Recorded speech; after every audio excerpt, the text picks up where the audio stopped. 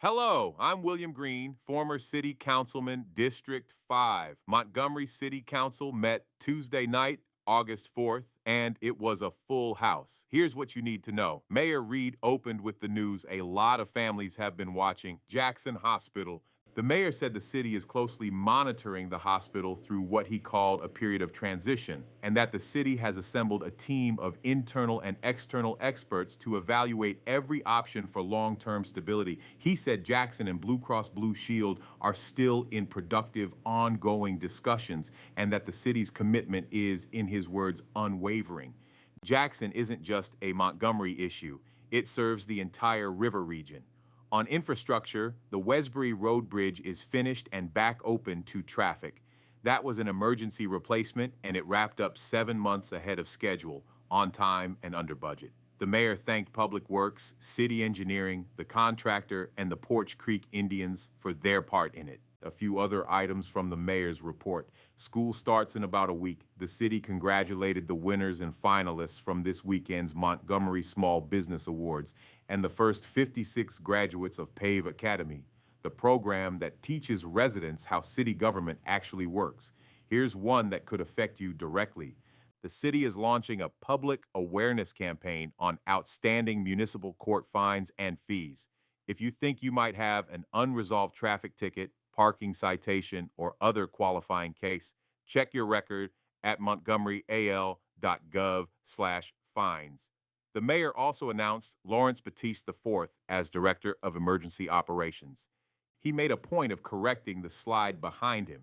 This is not a public safety director job. That position doesn't exist here. Battiste previously served as Mobile's public safety director and chief of police. He'll work on reducing gun violence, community engagement, and recommending improvements inside MPD. And he'll also work with fire rescue, EMA, and the 911 system. Two groups were recognized, a Dixie Youth team out of the AUM League in District 5, 8-year-olds Coach Pitch, won their district, won the state tournament against 11 other teams, then went to Laurel, Mississippi, and brought home a World Series championship, all volunteer coaches. And organizers from Wake Up Montgomery and Love Center Church came to promote a Unity and Hope gospel concert this Saturday at the Crump Center, 2 to 6, with Hispanic, white, and black gospel groups all on one bill. Friday, there's a book bag and school supply giveaway 10 to 12 at 2401 Plum Street. Now the item that took up most of the night, the proposed short-term rental ordinance. This is the one regulating Airbnbs and similar rentals in Montgomery. The formal public hearing is 2 weeks out, but the council let people who signed up speak anyway, 2 minutes each. Hosts raised a list of concerns, the $500 license fee. One operator said that could be his entire profit.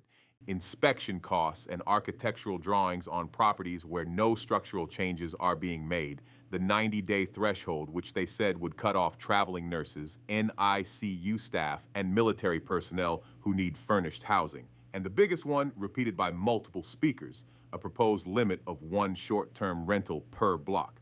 One host said that rule would have made it impossible to rehab the abandoned houses on his own cul-de-sac. He also cited a figure. Montgomery has roughly 2.5 short-term rentals per 10,000 residents against a national average of 4.2. Neighbors made the other case. One 30-year resident found out by chance that the house next door had been sold to an out-of-state LLC and turned into an Airbnb. New people every week, one late-night noise complaint already. She asked the council to pass the ordinance and give neighborhoods a framework for accountability and prompt response. Another resident described a 4-bedroom house across the street being converted into a 7-bedroom, rented by the room by the night, and said he'd been woken at 12:30 in the morning by cars drag racing to an Airbnb on his street. He asked that it go back to committee. One more speaker rents a single bedroom in her own home a couple times a month and said the draft language has no definition that would exclude someone like her. The same tension showed up again on item 8, a business license for the Hidden Gem Convention Center on Harrison Road. There are already 2 event centers in that strip, and the city's rules cap how many can sit that close together. A motion to deny was on the table, but the council president pushed back on the whole setup, arguing a plain business license shouldn't come before the council at all when no liquor license is involved. The council agreed the underlying ordinance, which lumps convention centers, event centers, and rental halls together, needs to be pulled and reworked. The application was carried over 2 weeks, so that can happen. That's the through line on both fights. As the council president put it, the good actors are going to do what's right. It's the bad actors the rules are aimed at, and right now the rules are catching everybody on money. Items 4 and 5, the resolution and ordinance for up to $375 million in tax-exempt general obligation warrants, Series 2026B, were both sent to the Council's Finance Committee to be taken up after October 1st, after budget hearings. The Council wanted time to work through it before voting on that much debt. The Council also approved a $59,819 contract amendment with Robinson and Associates Architects for the Fairview Farmers Market. Approved without much debate. A new alternative transportation service called Expert Ride, specializing in rides for seniors, liquor licenses for K-Pop Diner on Eastern Boulevard and Four Guys in the Bar on Atlanta Highway, and a hemp products retailer, CB Divine, on Malcolm Drive. On Blight, the council adopted the usual demolition and nuisance abatement assessments. But one council member pointed out that the same properties and the same owners come back every 3 to 4 weeks. One owner with more than 100 properties in Montgomery. The city says it's working on raising the fines to force the issue.